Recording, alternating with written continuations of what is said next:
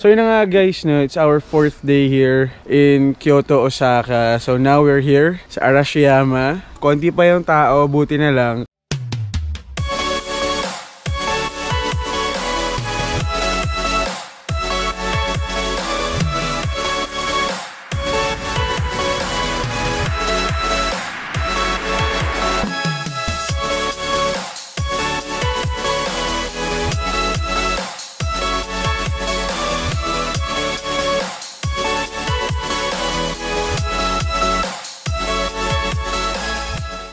Previously on our vlog, pinuntahan nga natin ang historical city ng Kyoto, kung saan nakita natin ang ilan sa mga iconic places dito tulad ng Fushimi Inari at ang Yasaka Pagoda sa may Gion District. Nag-food trip din tayo at natikman ang iba't ibang mga Japanese food na dito lang pwedeng matagpuan at matikman sa may Kyoto area. Kung gusto nyong balikan ang aking Kyoto vlog, just click the link above. Pero kung gusto niyo namang subaybayan ang ating next destination sa ating Japan adventure, keep on watching lang.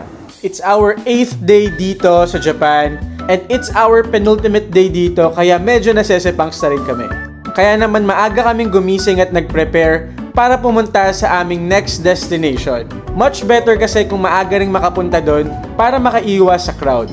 Malayo-layo rin kasi from Osaka yung pupuntahan namin for today, kaya minabuti namin na sipagan at agahan ang pagpunta rito. And since wala kaming JR Pass, we use our Kansai Through Pass. We took the local trains like Midosuji Line and Hankyu Kyoto Line hanggang marating namin ang Arashiyama Station through the Keifuku Randen Line.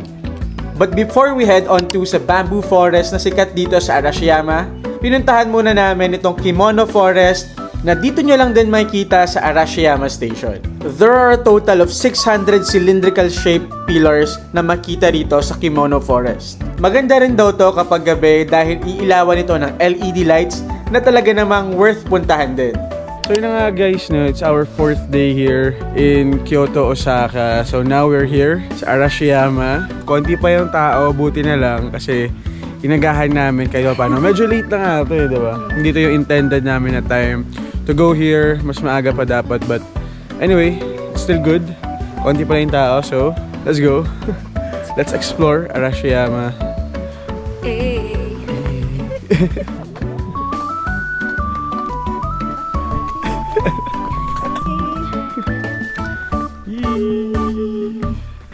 So yun guys, it's around 8:30 AM. Kung makita nyo, hindi pa rin ganun sobra kadaming tao.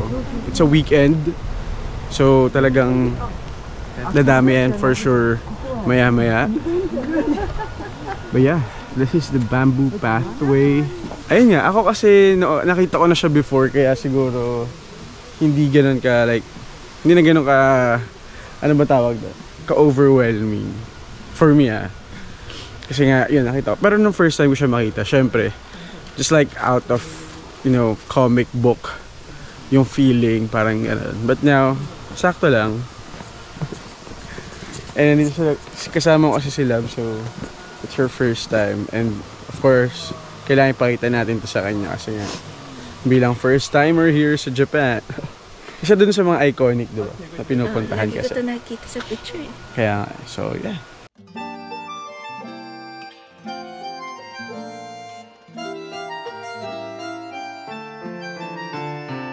Worth it mapuntahan tong Arashiyama Bamboo Forest lalo na kapag umaga at mas konti ang tao. Dahil mas feel na feel mo na para kang kasama sa isang Japanese period drama or para kang character sa isang Studio Ghibli movie habang naglalakad dito. Very Instagram worthy talaga ang pagpunta rito kaya naman agahan ninyo ang punta kung ayaw ninyo ng maraming photo bombers. Ang sunod naman naming pinuntahan ay ang Tenryuji Temple. Dito lang din yan makikita sa Arashiyama area. At mas lalo naming na-appreciate ang temple na to dahil nga sakto na ang punta namin ay autumn season. So yung mga leaves ng mga puno around Tenryuji Temple made the scene more magical. Dahil kitang-kita mo na ang pagbabago ng kulay nito from green to orange. At sakto lang din ang pagpunta namin ni Jam dito dahil nakasilong kami dahil medyo umambon ng konti nung panahon na yon. Pero sa totoo lang, nakadagdag yung ulan dun sa dramatic effect habang nandito kami sa Tenryuji Temple. Hindi rin mabibigyan ng justice itong nakikita namin ngayon. versus dito sa mga videos and clips na nakukuha ko sa phone ko. Pero kapag nakita nyo to ng personal, for sure, mas maa-amaze din kayo. Para nga makumpleto ang Tenryuji Temple experience namin, nag-wish pa ako dito sa Palakas statue na makita rito. Perfect yung punta namin dito sa Tenryuji Temple dahil sakto sa panahon ng autumn foliage, which made the place more beautiful and more magical. So yun guys, we're now here sa Tenryuji Temple dito sa Arashiyama. So we paid 500 yen each para makapasok dito sa garden area nila. So medyo it's drizzling, sobrang lamig, pero feel na feel yung autumn vibe dito mismo sa loob ng Tenryuji Temple. Yeah, it's raining in Kyoto, di ka ba lalamig? After exploring Arashiyama Bamboo Forest at yung Tenryuji Temple, dito muna kami tumambay sa Tully's Coffee. Guys, na-meet ko sa Japan yung mga subscriber and watcher natin sa YouTube. Hello! Hello! Salamat po, salamat! We're from Las Piñas. Las Piñas po. Las Piñas City. Hi. Ako po Bulacan naman. Bulacan. We're in Pero sa Bulacan. Hong Kong, sa May Kawayan po. Pero sa Hong Kong na po ako naka-base. Thank you guys! Nice meeting you po.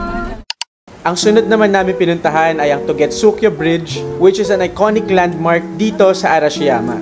Look at that view, guys. So, ikot na lang tayo. Para makontrol yung crowd dito, may dedicated lanes lang para dun sa mga crowd na pupunta sa other side at nakahiwalay naman yung crowd na papunta or pabalik doon sa Arashiyama station side. Grabe, ang amazing ng part na to guys. Hindi ko pa ito napuntahan. First time I went here, hindi ako tumawid dito sa bridge na to. But pinagsisisihan ko yun dahil ang ganda niya sobra. Dahil nga may crowd control, bawal kayong tumambay or mag-stop para mag-take ng videos or photos doon sa bridge.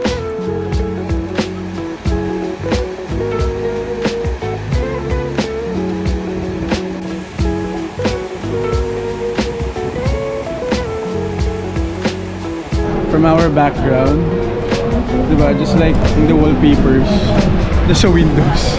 Ano lang makikita yung ganito kaganda. I'm not sure if nabibigyan ng hustisya, you know, from my camera, pero sobrang ganda niya from here, guys. Iba talaga mga ma'am sir pag nakita nyo to sa personal. And sobrang sakto talaga na autumn season kami pumunta rito dahil mas naging colorful ang view. Pagkatapos nun, pumunta kami sa Saga Arashiyama Station para naman pumunta sa aming next destination. Take note lang na hindi nyo magagamit ang Kansai Through Pass dito dahil JR line to. Kaya ginamit namin ang aming iKoga card para pambayad ng pamasahe. Hindi namin inilintana ang 1 hour travel time from Arashiyama to our next destination dahil sobrang scenic ng route na dinaanan namin. As long as alam ninyo yung mga rail lines sa sasakyan ninyo at yung mga stations kung saan kayo magta-transfer, madali lang naman mag-navigate at mag-explore around Japan. Sa una, malilito ka talaga. Kahit ako nung first time ko sa Japan, na-overwhelmed din ako sa railway system nila rito. Kaya malaking tulong kung magre-research ka muna bago kayo pumunta dito sa Japan para makasave ng time at makasave din ng pera.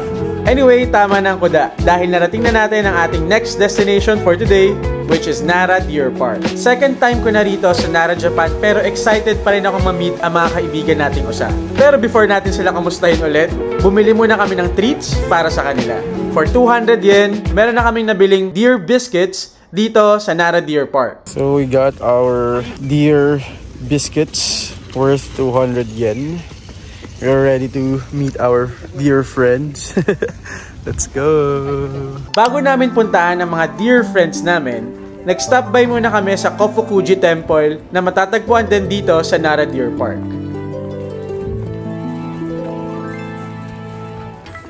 And as you stroll around Nara Deer Park, makikita nyo na ang napakaraming usa na lumilibot freely dito sa park na to. At dito ko napatunayan na matatalino rin pala mga usa dahil marunong silang sumunod sa traffic rules at tumawid sa mga roads dito. They even bow back to you kapag nagbow ka sa kanila as you feed them with their treats.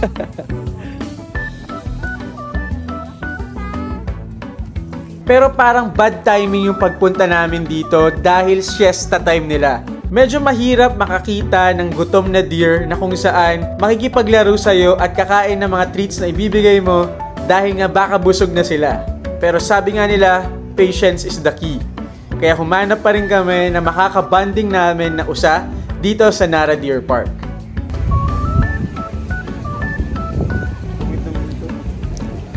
Ayaw, ako na nakakain.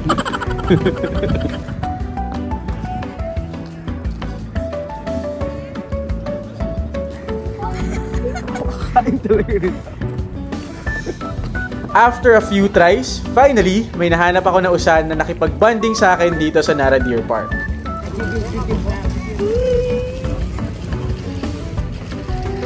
So ba?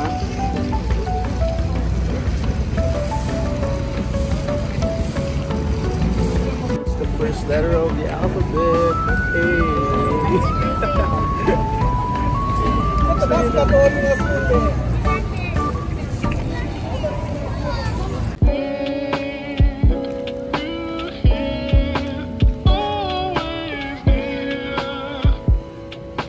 So yun guys, nandito kami ngayon sa Nara Deer Park. Unfortunately, wala sa mood yung mga usa ngayon. Ang hirap magpakain. Tingnan mo, ano lang siya tuloy. Oo nga, stress na sila ngayon guys eh. Ayun na. Ang hirap magpakain. Samantalang dati, sinasalubong talaga nila yung mga tourist. Tapos medyo hapon na rin yun alam ko eh. Pero for some reason ngayon, ang tamlay nila or baka busog na talaga sila. So hindi na nila pinapansin yung mga cookies ko. Ako na lang talaga kakain. Saka na nga. Tum na ako eh. Ayan o. Bango pa naman. So yun guys, tapos na kami magpakain ng mga usa. Kami naman ang kakain. So nandito kami sa Higashimuki Shopping Street. Mahalin tulad ko siya sa Dotonbori ha.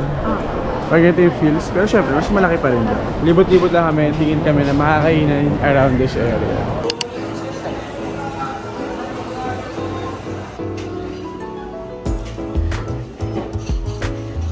We're here at Gyokatsu in Nara. See? Wow. Look at that. Ang sarap.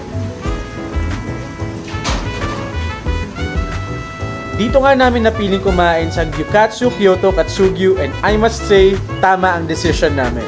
This was by far the best restaurant na kinainan namin sa buong Japan trip namin and the best katsu na natikman namin ever.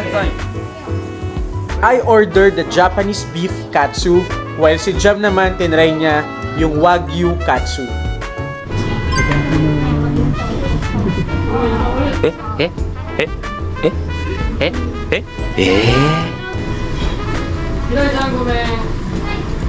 Wow. Look at the beef, guys.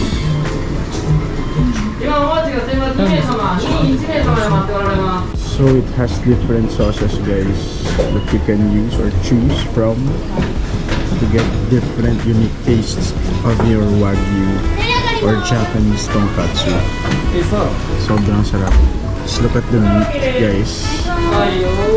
The quality, diba? Sarap. Hello.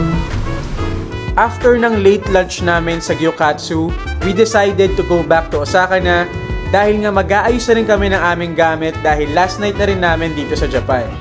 Dito na nagsisink in yung Sepang's feelings namin dahil nga ito na yung last night namin dito and we will make sure to make the most out of this and there's no better way to do it kung hindi ang mag-sightseeing pa dito sa Osaka and find a good resto na makakakain kami ng authentic at masarap na Japanese food to cap off our night.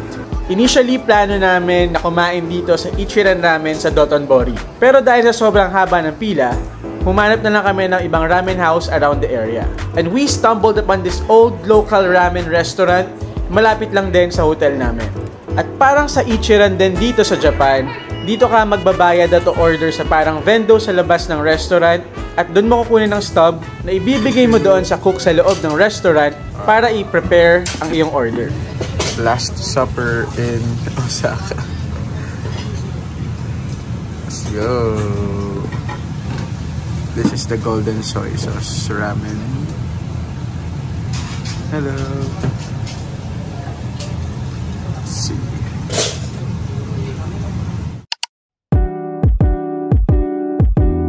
our last day here in Japan and we decided to finally go sa Osaka Castle. Good morning guys, this is our 5th day and last day here in Japan, particularly in Osaka. And guess what? Ngayon lang kami mag-picture dun sa may Glico-man. For the whole trip, ngayon lang namin pinlanong puntahan yon. Actually, pinaplan pala namin like a few days ago pa.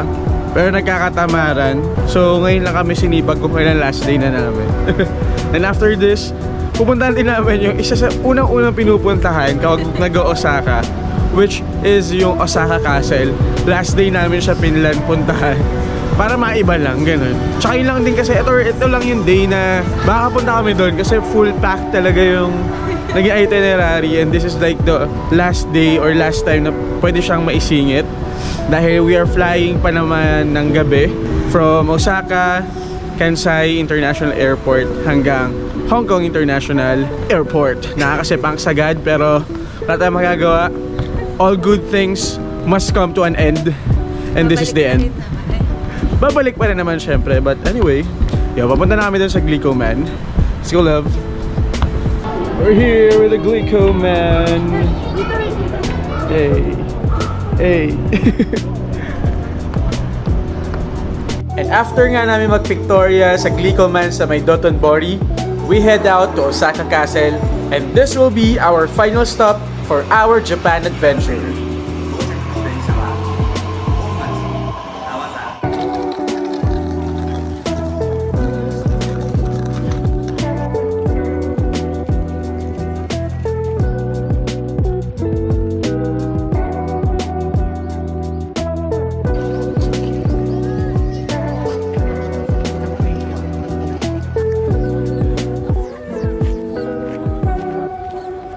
Init, pero we're now here guys sa Osaka Castle Park. So, hindi na kami akit sa taas kasi aside sa may bayad eh wala na rin kaming enough time. So hanapin na namin yung magandang spot here for some photo op. So yan, let's go.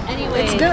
As soon as we arrived sa Osaka Castle Park, hinanap namin yung Japanese garden and pond na kung saan very Instagram worthy yung shot with the Osaka Castle on the background. Nakita namin to dun sa reels ni Lorene Uy when she went here sa Osaka in one of her Japan trips. Buti na lang konti lang yung tao nung time na yon kaya nakapagpa-picture kami.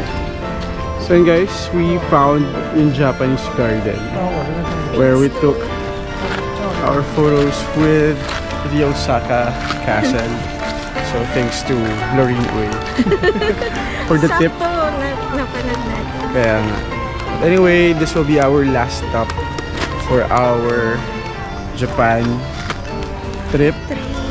So yun, bitin talaga, but anyway, what a day and what a way to cap off this trip because very majestic talaga at sobrang ganda pa rin ng Osaka Castle. Kahit it's my second time going here, seeing it, pero si Love, it's her first time, so it's worth taking that walk. Pero nag-electric car kami bilang mga tamad. So nag-electric car kami. Electric car going here dun sa may entrada. Oh, electric yung tawag nila. So yun lang guys, ang aming naging Japan trip. Sana nagustuhan ninyo. Kung nagustuhan nyo, don't forget to like, share, comment, and subscribe. This has been JB Domingo with my girlfriend. Stay safe, God bless, and adios. Nag-book na kami ng airport transfer from our hotel papunta sa Kansai International Airport. Medyo natagalan kami sa airport at na-delay yung flight namin dahil sa sobrang daming tao. But still, we enjoyed this Japan trip and for sure, babalik agad kami dito. Kaya naman, see you soon Japan! Until next time!